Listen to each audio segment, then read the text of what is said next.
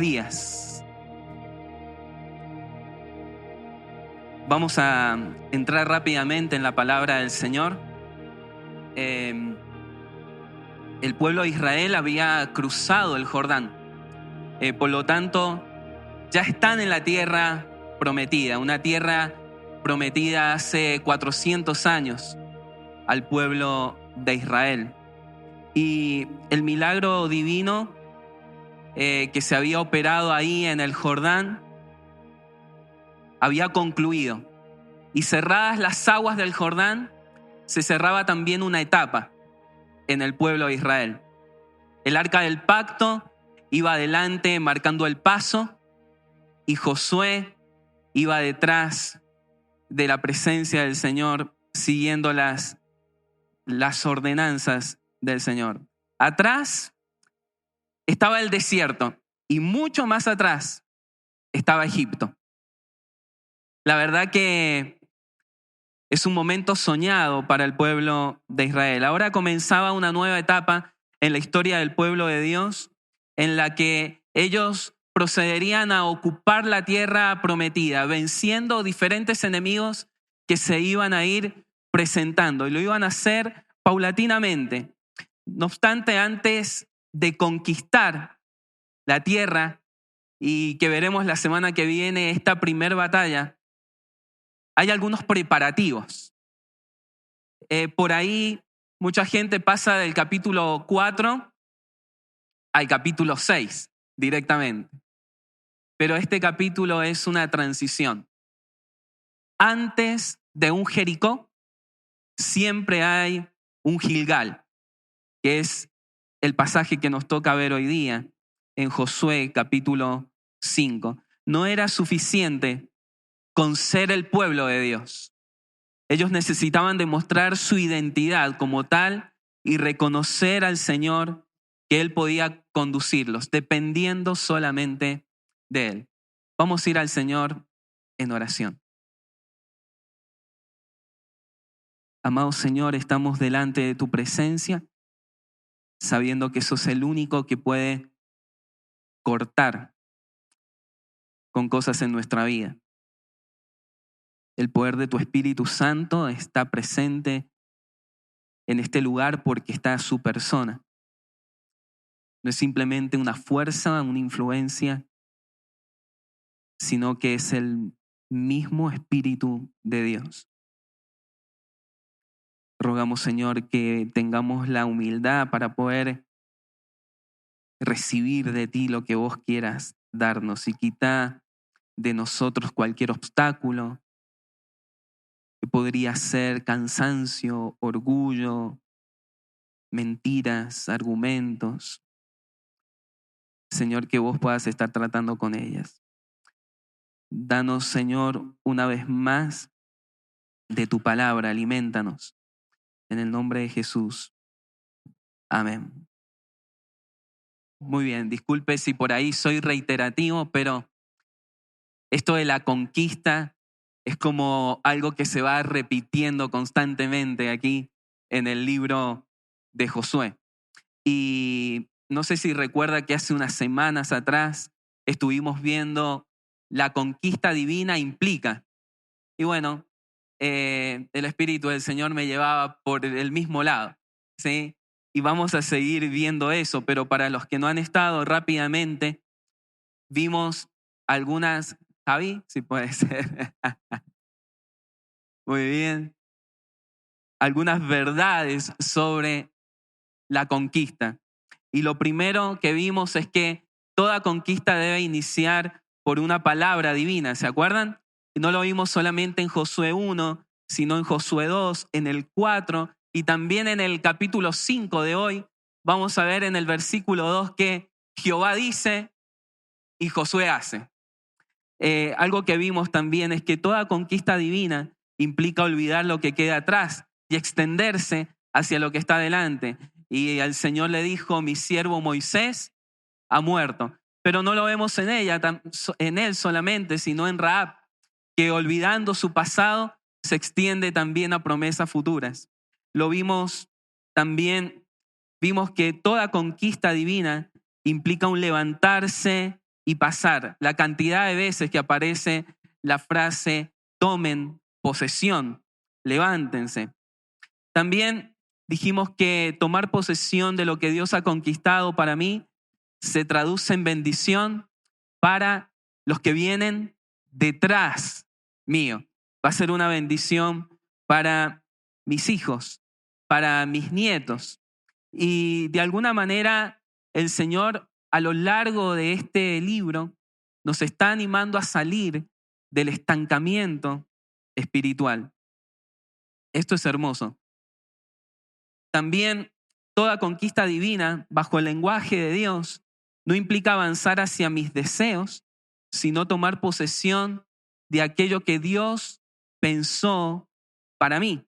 Y eso nos llevó a un pensamiento muy profundo, y es que antes de cualquier posesión es mi posición.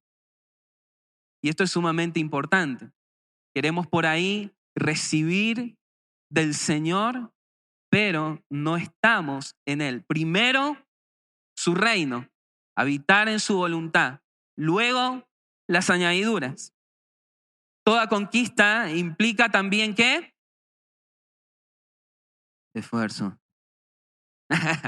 Toda conquista implica esfuerzo, así como generales hay que decirlo. Esfuerzo y valor. Y ahí vimos que también se desprendía que los principales enemigos eran el desánimo y el temor. Toda conquista divina se lleva adelante con armas espirituales. Toda conquista divina implica obediencia inmediata. La verdad es que si nosotros vemos que tan rápido va avanzando Josué en el libro, es porque él es sumamente obediente. Mientras más obedientes somos, más rápido avanzamos. Cuando somos desobedientes, nos estancamos. Y también vimos que toda conquista divina implica una violencia santa. Ellos debían armarse, ellos debían pelear. Y hoy día vamos a ver un aspecto importante de esto también. Y en último lugar, terminando con este repaso, toda conquista divina implica no volver a cometer los mismos errores del pasado. Y vimos que ahora el pueblo tiene la oportunidad de dar un reporte de cómo es la tierra y gracias a Dios dan un buen reporte. Ahora, vamos a comenzar con Josué capítulo 5 y vamos a seguir sobre la misma premisa. Y dice Josué capítulo 5, versículo 1. Yo le animo a que vayamos juntos y vayamos despacio para ver todo lo que el Señor por ahí quiere decirnos. Dice Josué capítulo 5. Cuando todos los reyes de los amorreos que estaban al otro lado del Jordán hacia el occidente, y todos los reyes de los cananeos que estaban junto al mar, oyeron cómo el Señor había secado las aguas del Jordán delante de los israelitas hasta que ellos habían pasado, sus corazones, ¿qué pasaron? Se acobardaron y ya no había ánimo en ellos a causa de los israelitas. Lo primero que vamos a ver es que toda conquista divina implica conocimiento profundo del Dios que tenemos. Me encanta lo que dice, todos los reyes, ¿ven? Todos los reyes, al oír del milagro del Jordán, fueron desanimados, se acobardaron, sentían que su espíritu se derretía como cera, ya no tenían aliento, deseaban morirse, el corazón estaba debilitado y eran incapaces de mantenerse firmes ante el reporte de que el Señor había secado el Jordán. Me encanta cómo el Señor se encarga, ¿sí?, de elevar su reputación. No hizo falta de nadie que mandara mensajes ahí a Jericó, sino que el Señor está desplegando su poder. Y de alguna manera esto lo dice en la palabra. Isaías 37:16 dice, oh Señor de los ejércitos, Dios de Israel, que está sobre los querubines, solo tú eres Dios de todos los reinos de la tierra. Dice Isaías 44, no tiemblen ni teman. ¿No lo he hecho oír y lo he anunciado desde hace tiempo? Ustedes son mis testigos. ¿Hay otro Dios fuera de mí? ¿O hay otra roca? No conozco ninguna. Isaías 44 dice, así dice el Señor, el Rey de Israel y su Redentor, el Señor de los ejércitos. Yo soy el primero y soy el último, y fuera de mí no hay Dios. De estos textos, la Escritura está llena. Él solo es Dios. Él es el Señor de todo. Gobierna los cielos y la tierra. Esto debe llenarnos de ánimo a cada uno de nosotros y salir a conquistar, ya que hay veces que las personas que no conocen a Dios y aún los enemigos de Dios, como lo son los demonios, aunque con una fe desvirtuada, creen más en Dios y tiemblan que nosotros que somos sus hijos. Nosotros debemos conocer el Dios que tenemos y cuál es su poder. Los amorreos estaban temblando. Los cananeos sentían derretirse. Y por ahí nosotros estamos llenos de incredulidad. Y de ahí viene lo que dijo el Señor. Si en Tiro y en Sidón se hubieran hecho los milagros que yo hice en ustedes, hoy día estarían arrepintiéndose. Con cuántas señales, prodigios y milagros nos ha conquistado el Señor. Y nosotros debemos responder en función de ello. Toda conquista se sustenta en la confianza de conquistas previas. Recién cantamos, cuán grande es Dios y todos lo verán. ¿Saben qué me llama la atención? No sé si tiene ahí Josué capítulo 5, pero de alguna manera Josué capítulo 5, versículo 1 es la promesa cumplida de Josué capítulo 4, el último versículo. Porque el último versículo decía, para que todos los pueblos de la tierra conozcan que la mano del Señor es poderosa. Y ahora el capítulo 5:1 dice que todos los reyes están temblando. El Señor cumple su promesa. Y esto es una realidad. La mayor conquista ya fue ganada. El Señor le dio el golpe final a Satanás, a la muerte, al pecado, al reino de las tinieblas. Y nosotros debemos levantarnos en función de eso. Las puertas del Hades no pueden prevalecer contra la iglesia. Y debemos creerlo. El terreno está conquistado. Pero debemos avanzar. Debemos levantarnos. La potencia de Satanás y sus huestes han sido quebrantadas en la cruz. Y el Señor mismo se encargó de exhibirlos en un desfile triunfal, según lo que dice el libro de Colosenses. El Señor ganó la batalla. Por eso, según lo que cantábamos hoy también, si Dios es con nosotros, me encanta esa palabra, ¿quién? ¿Quién? Es como desafiante esto, ¿no? Lo que dice el apóstol Pablo. ¿Quién? No existe. No existe alguien que se pueda levantar contra nuestro Señor. Ahora sigamos leyendo. Dice el versículo 2 al 3. Para que me sigan. Dice versículo 2 y 3. En aquel tiempo el Señor dijo a Josué, hazte cuchillos de pedernal y vuelve a hacer la circuncisión por segunda vez a los israelitas. Entonces Josué hizo cuchillos de pedernal y circuncidó a los israelitas en la colina de Aralot. ¿Qué hizo? El Señor le mandó, hazte cuchillos. ¿Cómo eran los cuchillos? De pedernal, de piedra ahí. Y eran afilados, filosos.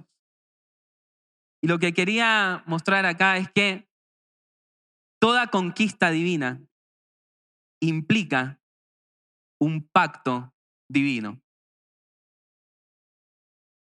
Miren qué importante esto. Permítame ir un poco más atrás para tener una mayor amplitud. ¿Está conmigo? ¿Sí? ¿Está conmigo? Bien, amén, dice uno. Muy bien, muy bien. Ahora, miren qué importante esto. ¿Me siguen? Toda conquista divina implica ¿qué? Un pacto divino. Cuando pensamos en la circuncisión tenemos que ir al origen y aquí lo tenemos. Acompáñeme. Génesis 17 dice, este es el pacto que yo hago con ustedes y que ustedes guardarán. Está el Señor hablando con Abraham. Es decir, tú y toda tu descendencia. Todo varón que haya entre ustedes será circuncidado. Ustedes circuncidarán la carne de su prepucio como señal del pacto entre nosotros.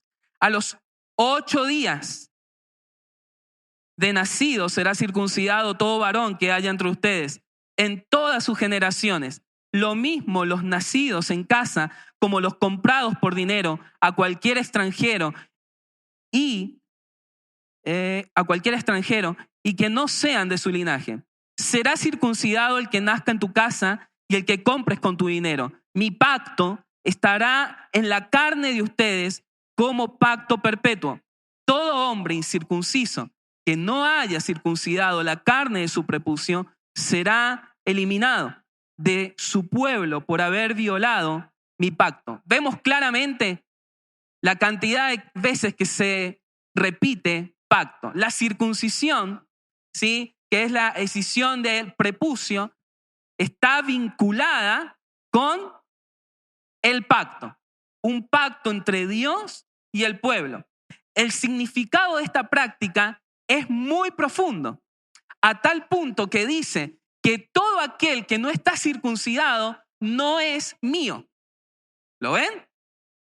Eso es importantísimo.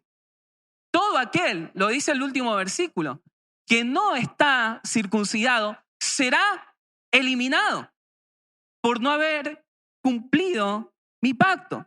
Así la circuncisión simboliza la necesidad de una purificación nuestra y del pueblo, a tal punto que la carne de ese prepucio, ese sobrante, debía ser cortado. Se hacía para evitar enfermedades, se hacía para, de alguna manera, identificar mediante la carne a un pueblo. Ahora, ¿por qué este simbolismo? Y porque de alguna manera el órgano masculino lo que más claramente exponía era la depravación. Mediante él se llegaban miles y miles de generaciones depravadas. Entonces, de acá había que cortar. La cirugía en realidad debía suceder en el interior de las personas, pero lo exterior era un símbolo. Deuteronomios 30 dice, el Señor tu Dios circuncidará ¿qué? Tu corazón y el corazón de tu descendencia, para que lo ames con tu corazón y con toda tu alma. La circuncisión simbolizaba una realidad espiritual. Era una señal externa de algo interno. Tal expresión, de alguna manera, nos dice algo muy similar a la salvación. Ustedes son míos, son consagrados para mí. Miren, pues no es verdadero judío solo por haber nacido de padres judíos, ni por haber pasado por la ceremonia de la circuncisión. No es verdadero judío aquel que tiene el corazón recto a los ojos de Dios. La verdadera circuncisión no consiste meramente en obedecer la letra de la ley, sino que es un cambio en el corazón. Es una circuncisión en el corazón. Y lo mismo va a decir el profeta Jeremías. Vienen días, afirma el Señor, en que castigaré al que haya sido circuncidado solo el prepucio. Todas las naciones son incircuncisas, pero el pueblo de Israel es incircunciso de corazón. Los que habían salido de Egipto habían salido circuncidados, pero no en su corazón. Era una fachada externa, pero en el interior no. Y ahora este pueblo, que es otra generación, no habían guardado esto, pero el Señor dice, ustedes se van a circuncidar. Miren, ¿por qué es esto? Cuando decimos que toda conquista divina implica un pacto divino, estamos diciendo que Dios no nos dará, ¿me escuchan? Todo lo que ha conquistado para nosotros si nosotros no somos de Él. ¿Cuánta gente quiere las bendiciones de Dios y las reclama? Pero no son de Dios.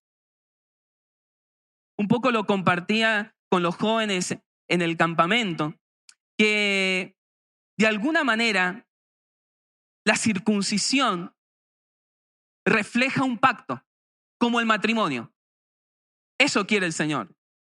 Y la expresión íntima del matrimonio es una relación de entrega bajo una relación sexual, ¿o no? Pues Dios no intimará con nadie que no sea de Él. ¿Por qué? Porque es algo que Él mismo refleja en su carácter. Él les da a los que son suyos. No podemos pedir sus preciosas y gloriosas promesas si no somos sus hijos. Si no me he consagrado a Dios. Por más que pataleemos y chillemos. Él se las da a los que son suyos. Los hijos de Dios tienen una marca en el corazón y son suyos. Esto conlleva que toda conquista divina está destinada para el pueblo de Dios y no para otros. La circuncisión era siempre un poderoso acto de consagración. Cuando un judío se consagraba decía, yo ya no soy más de otro pueblo, yo le pertenezco a Dios. Hoy día tenemos bautismo. De alguna manera, tal vez alguno mientras estábamos charlando de esto dice, sí, medio parecido. Y en algunos aspectos sí, porque el bautismo es una señal externa de una realidad interna.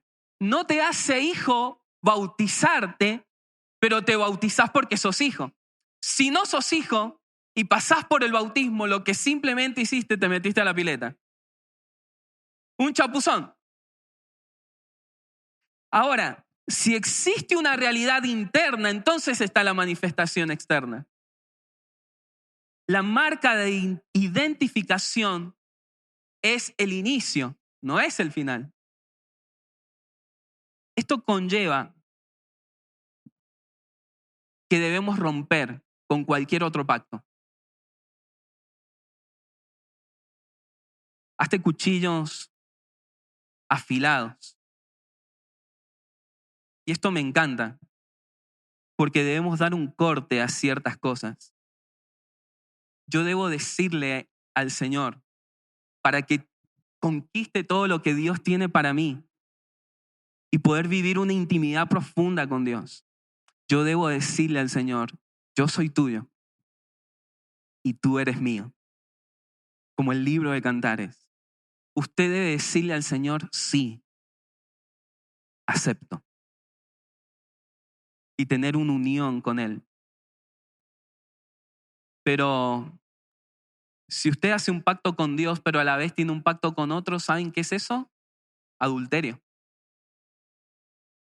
Eso es un adulterio espiritual. Por lo tanto, debe romper con cualquier pacto y compromiso que tenga con el mundo. Por lo tanto, debemos romper y renunciar a cualquier pacto que nosotros tengamos con algún proyecto. Debemos renunciar pactos que tal vez tenemos con nuestras posesiones para priorizar nuestra posición. Debemos renunciar a pactos con el dinero, a renunciar pactos con una relación tal vez, con una práctica. ¿Por qué? Porque somos del Señor. ¿Se puede servir a dos señores? No, dijo el Señor.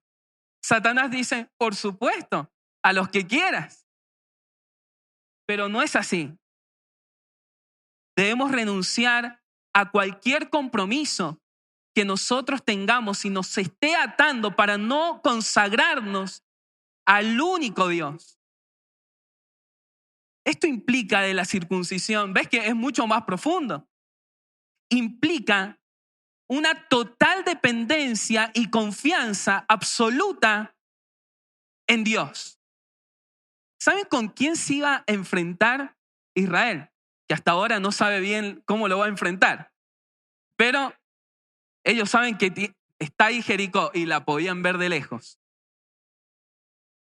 Era un titán de la guerra, Jericó. Y el Señor les dice, circuncídense. ¿No estaría mejor circuncidarse después? Vamos a ir todos heridos. ¿Saben que la circuncisión era sumamente dolorosa? Y no había un poco de ibuprofeno. Algunos varones están de pensarlo nomás. Ni estaba el Mauri para anestesiar tampoco. La realidad es que dice que el tercer día, no era que al tercer día bajaba el dolor, al tercer día dolía más. Y el Señor les está diciendo, ustedes deben hacerlo cuando yo lo digo y depender de mí. Depender de mí. Leí algo que digo, qué fantástico que es el Señor.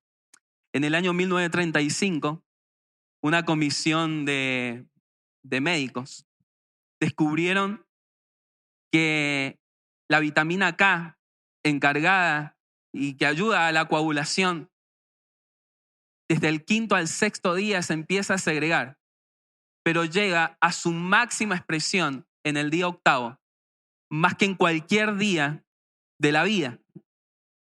Y empecé a leer otros artículos, bueno, y todos coinciden en lo mismo, no estaban hablando de circuncisión. Te das cuenta que cuando el Señor dice que hay que cortar en el tiempo que hay que hacerlo, es porque Él sabe por qué hay que hacerlo.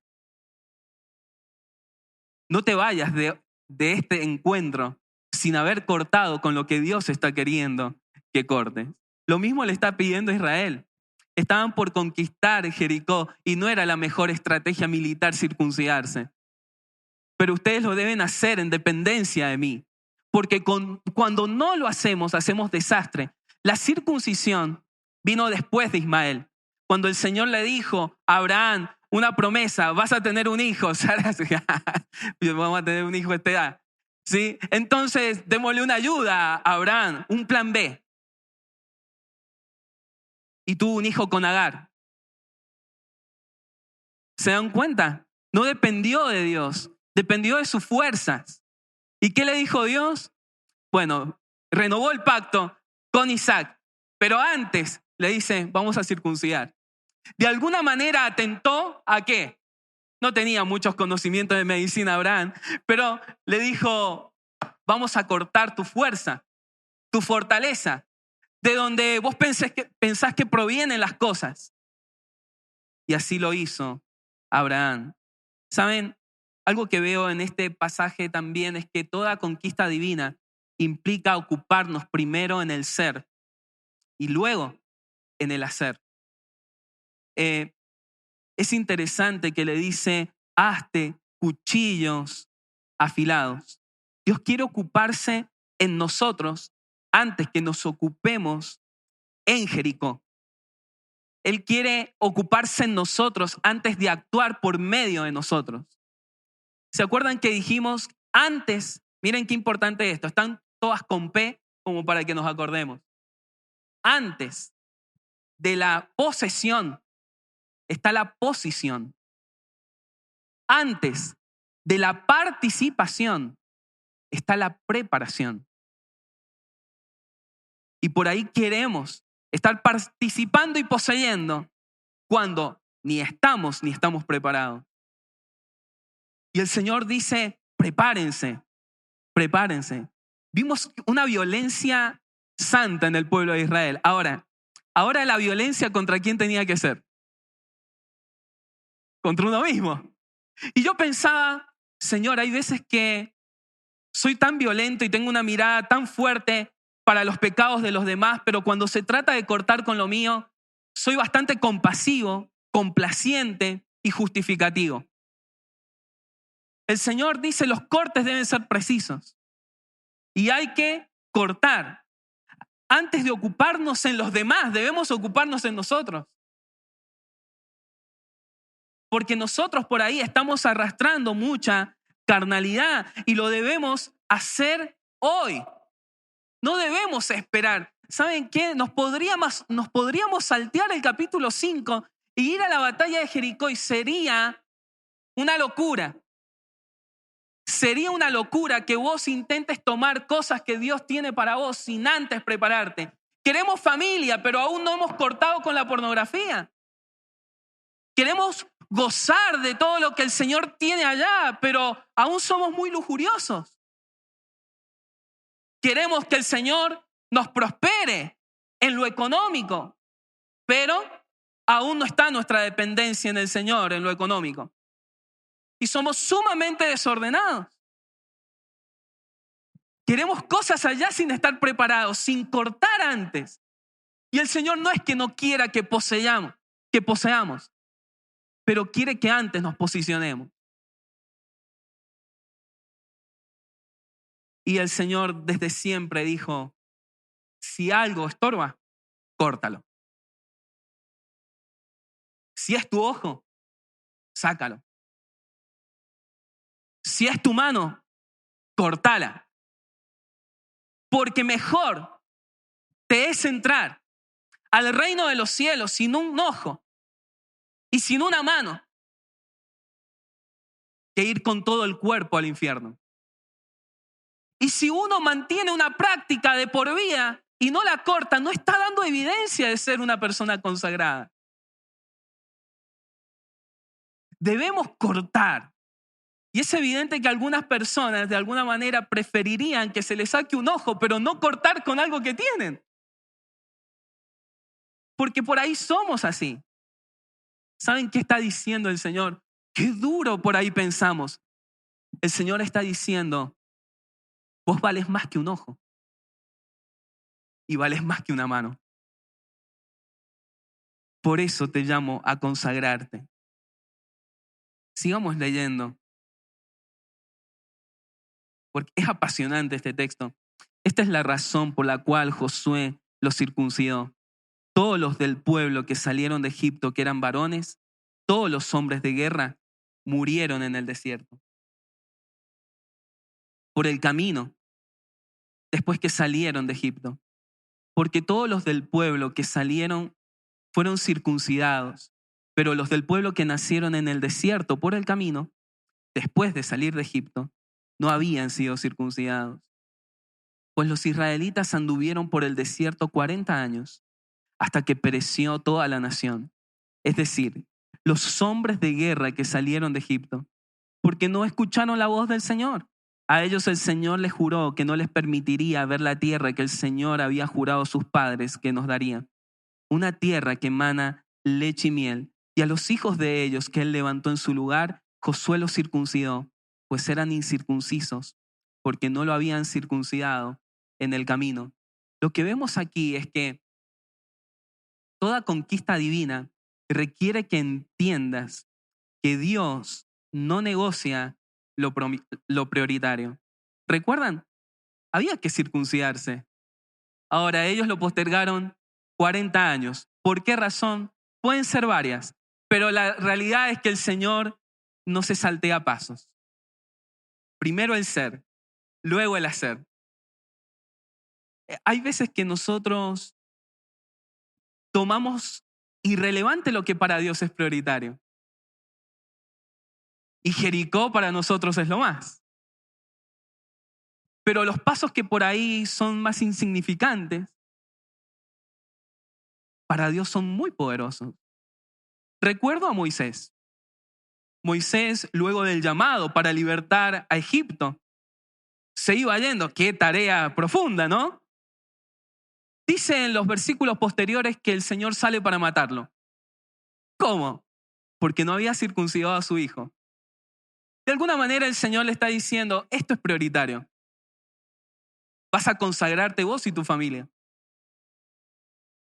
Pero eso puede esperar. Mirá que si me matás, no voy a libertar a Egipto. No voy a libertar a Israel de Egipto. Eso lo puedo hacer solo, Moisés. Los pasos prioritarios son sumamente importantes. No importa la edad que tenga, no importa si usted piensa que con los años ya Dios se olvidó. No.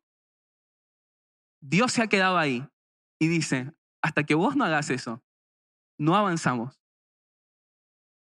Si hay algo que Dios tiene es tiempo. Y si te tiene que esperar 40 años para que des ese paso, allí vas a estar.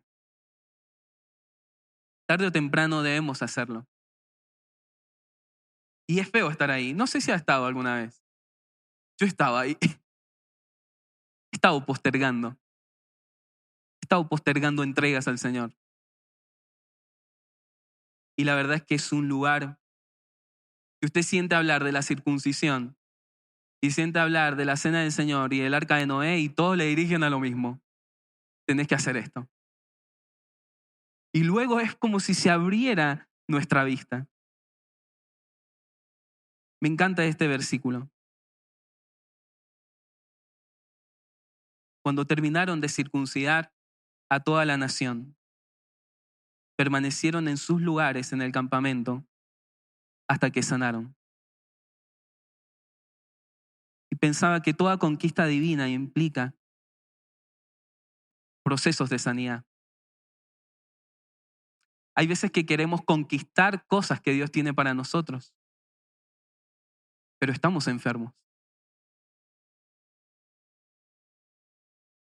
Queremos que el Señor nos dé esto, pero si nos lo da, lo vamos a infestar. Y el Señor no es que no quiera darlo, es que quiere sanarnos. Debo entrar sano allí. Luego de entrar en un pacto con el Señor, luego de identificarnos con Él, recién ahí comienzan los procesos de sanidad. Si yo pienso que fuera de Dios me puedo sanar, esto es imposible. Solamente el Señor. Luego de entregarme a sus tratamientos quirúrgicos, recién ahí viene la recuperación. Hasta que sanaron. Ahora, veo aquí algo, no sé si usted lo nota, pero cuando lo leía me acordaba de las bienaventuranzas. Bienaventurado el pobre en espíritu, ¿sí? Aquel de alguna manera que queda débil ante Jericó. Luego, bienaventurado el que llora, el que recibe esta sanidad. Luego, bienaventurado el manso. Había que quedarse quietito cuando te iban a circuncidar, ¿sí? Había que ser sumiso y en debilidad ir a circuncidarte. ¿Lo ven? Ahora, hay algo que me encanta. Miren, se necesita confianza en la obra terminada de Cristo Jesús para la sanidad. Porque miren lo que dice este versículo, el que no leímos. Entonces el Señor dijo a Josué, hoy he quitado de ustedes el oprobio de Egipto. Por eso aquel lugar se ha llamado Gilgal hasta hoy. Cuando aceptamos y creemos en el sacrificio de Cristo, hay algo que Él hace. Él quita el pecado. Él es el Cordero de Dios que no cubre, lo quita. ¿Saben cuál es la palabra que más se repite en este capítulo? Es fantástico. Quitar, cortar, Gilgal. Gilgal es quitar. Cortar, circuncisión, cortar. Quita. El Señor es quien quita. Ahora, me encanta porque esto es un hecho. La sanidad para nosotros ha sido conquistada. La sanidad está. Ahora, yo debo apropiarme de esa sanidad que el Señor conquistó por mí. ¿Cómo sé que es esto? Porque dice Isaías 53 que en sus llagas vamos a ser curados. Fuimos nosotros curados. El tema es que por ahí no me apropio de esa sanidad. Cuando el Señor sanó a alguien, Sanó un paralítico y lo dejó rengo. Sanó un ciego y lo dejó miope. No, él hizo una obra completa. Pero tal vez había un paralítico que recibía la sanidad. Qué bonito eso. Pensaba que era una mariposa, nada que ver. Digo, qué oportuna. Ahora, cuando el Señor hace una obra, la hace completa y en la cruz Él dijo, consumado es. Mírame, yo estoy contigo. Pero hay dos cosas que me gustan aquí. Primero, sanaron. Eso implica una realidad. ¿Lo ven? Sanaron. Es un hecho. Y lo segundo, ¿a dónde sanaron?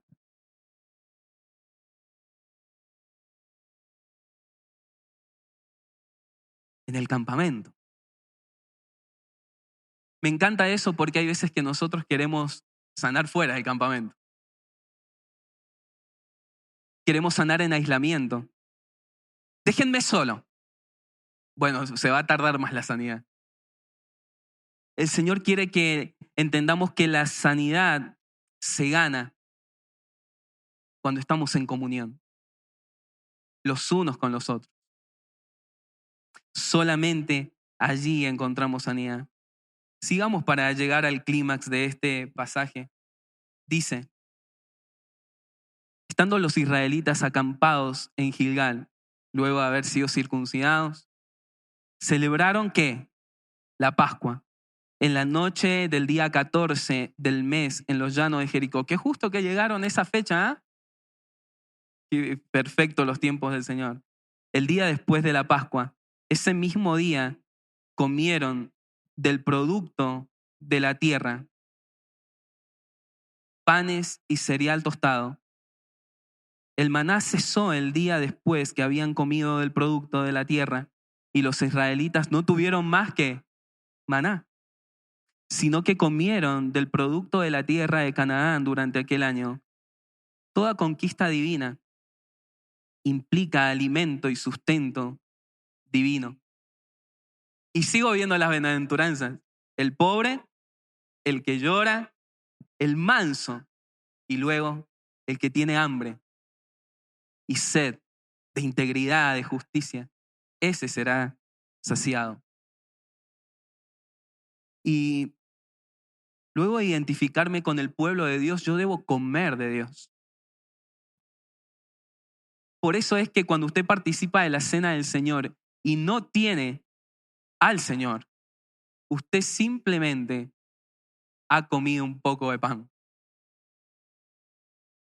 Porque así como el bautismo, esto cobra significado para aquel que es del Señor y ha comido de Él. Para conquistar lo que Dios tiene para mí, no puedo valerme del alimento del mundo. No puedo fortalecerme de lo que el mundo me sirve para conquistar lo que Dios tiene. Volvamos al hecho del matrimonio. Si yo quiero conquistar algo que Dios tiene para mí y la intimidad, yo no puedo valerme de la mesa de los ídolos para conquistar aquello que el Señor tiene para mí. No puedo. El Señor de alguna manera nos manda a comer de Él. Él debe ser comido, saboreado. Él debe hacerse parte de nosotros. Jesús es un deleite. Y llegué a esta parte y me puse a escribir y le ponía al Señor que Él es nuestro cordero, Él es nuestro pan, Él es nuestro trigo y nuestro aceite. Señor, tú eres la espiga de trigo tostada que ha sufrido los rigores del juicio de Dios. Eres el olivo triturado en Getsemaní. Eres la sal que ha dado sabor a nuestra vida. Eres la leche cuando recién comenzamos el camino y la miel para momentos tan amargos. El Señor es nuestro racimo frondoso traído en dos maderos que nos ha dado sustento para siempre. Y el que come de Él jamás tendrá hambre. Y el que bebe de Él jamás tendrá sed. Cuando el pueblo era capaz de abastecerse por sí mismo, el Señor dijo, basta de pan del cielo. Ahora, a cosechar. Y así es el Señor. Nos quiere hacer crecer. Y terminamos con este pasaje que podríamos estar todo el día. Cuando Josué estaba ya cerca de Jericó, levantó los ojos y vio que un hombre estaba frente a él con una espada desenvainada en la mano. Y Josué fue hacia él y le dijo, ¿es usted de los nuestros o de nuestros enemigos? No, respondió. Más bien, yo vengo ahora como capitán del ejército del Señor. Y Josué se postró en tierra, lo adoró y dijo, ¿qué tiene que decirle mi señor a su siervo? Entonces el capitán del ejército del Señor dijo a Josué, quita las sandalias de tus pies, porque el lugar donde estás es santo. Y así lo hizo Josué. Pensaba que toda conquista divina implica antes que nuestro corazón sea conquistado y cautivado por el divino conquistador. Diferentes datos de este pasaje nos ayudan a pensar que quien está allí es Jesús. Usted dirá, ¿por qué primero se presenta como el príncipe, como el capitán? No es un cabo, no es un soldado raso. Él es quien está al mando. El paralelismo del hebreo tiene que ver con el Señor de los ejércitos. Y aquí Dios está haciendo valer su rango sobre Josué, quien era un líder militar, pero de alguna manera no era el comandante en jefe. Y el Señor le dice, yo estoy al mando. Inclusive cuando el pueblo está tan débil y está tratando de sanarse de la circuncisión, el Señor dice, sanen tranquilos, yo peleo por ustedes. Yo estoy aquí. No dormirá el que te guarda. Yo estoy en medio de ti como un poderoso guerrero. Esta promesa se estaba cumpliendo. Nadie te podrá hacer frente en todos los días de tu vida. Y como estuve con Moisés, lo mismo le pasó a él. Estaré contigo. Segundo, Josué se arrodilla. Para adorarlo, nunca un ángel ha permitido que se le adore. A Juan le dice, párate, soy un consiervo. Pero este capitán lo demanda. Él se arrodilla y encima le dice, quítate. No solamente arrodillate, adórame. Tal vez pensamos que Josué era un debilucho, porque se le decía, esfuérzate y sé valiente. Pero era un guerrero. Era un guerrero. Él decía y 40,000 empezaban a marchar. Y 2 millones de personas lo seguían. Cuando le ha preguntado a él, no fue un tímido, pero cuando dijo quién era, se postró y lo adoró. Todas nuestras coronas caen, no existe posición, caen ante el Señor para adorarlo. Y utiliza la misma palabra que en el Nuevo Testamento, el Kyrios, el Señor. Y ante Él se postró. El lugar de su presencia es la santidad. Y quiero detenerme aquí, solo delante de su presencia hay verdadera circuncisión.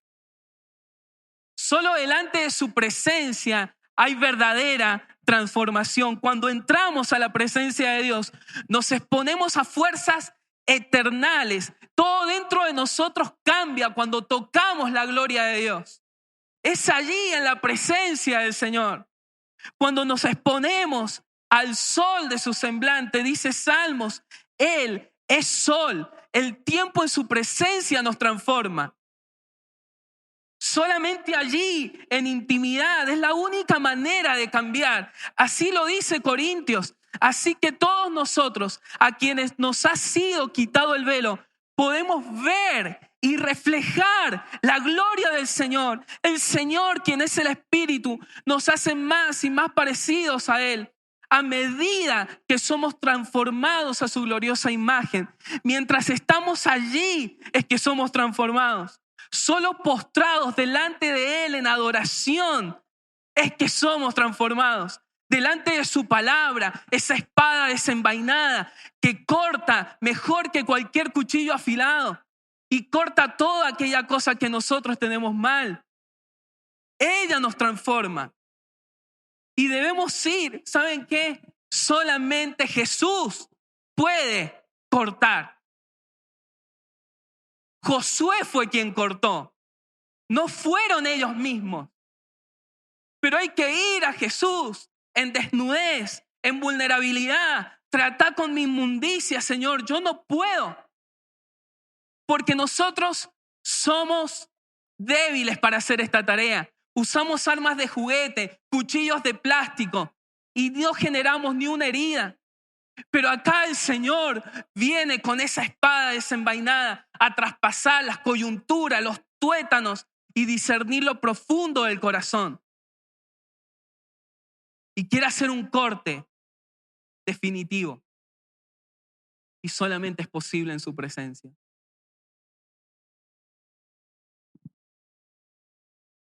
Hay algo que Josué entendió.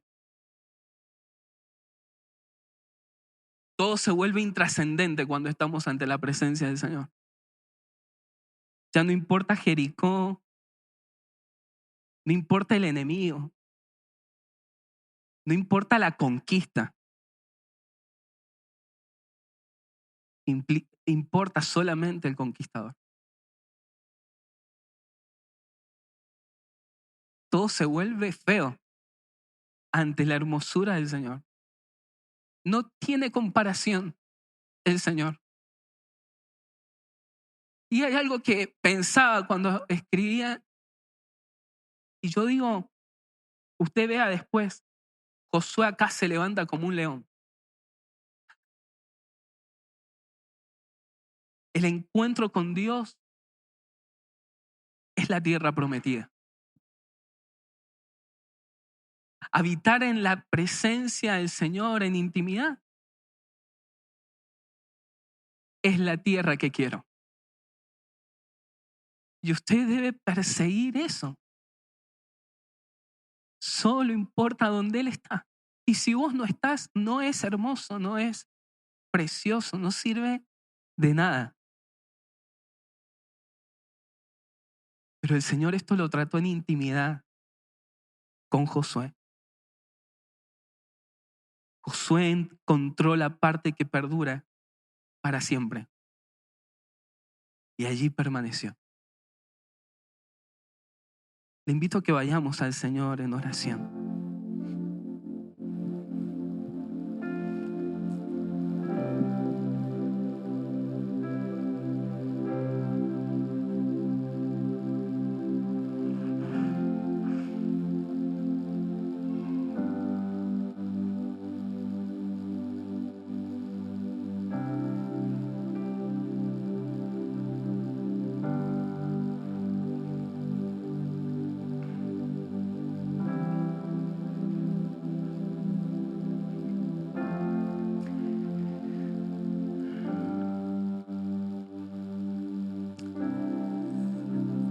Señor, reconocemos que estás presente en medio de nosotros.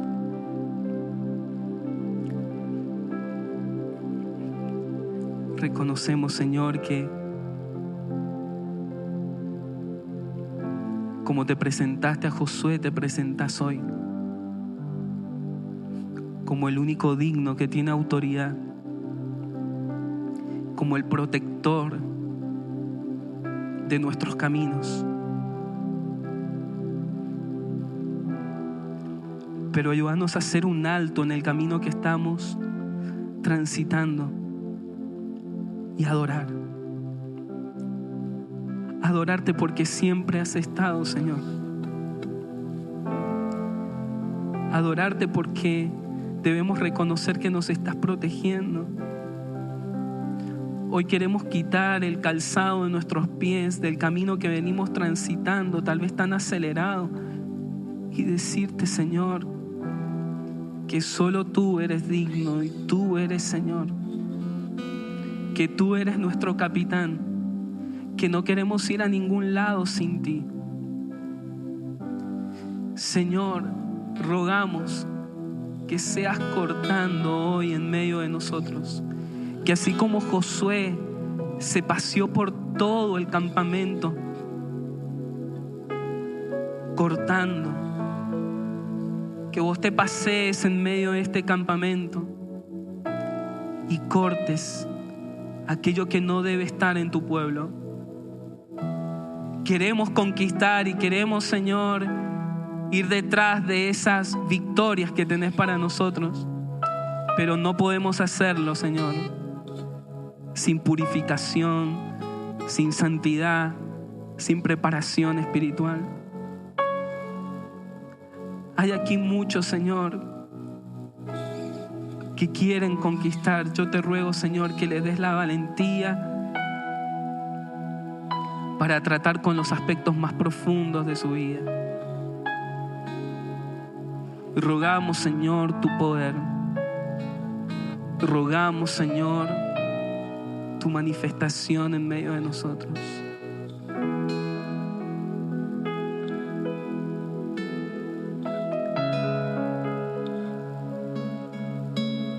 Gracias, Señor.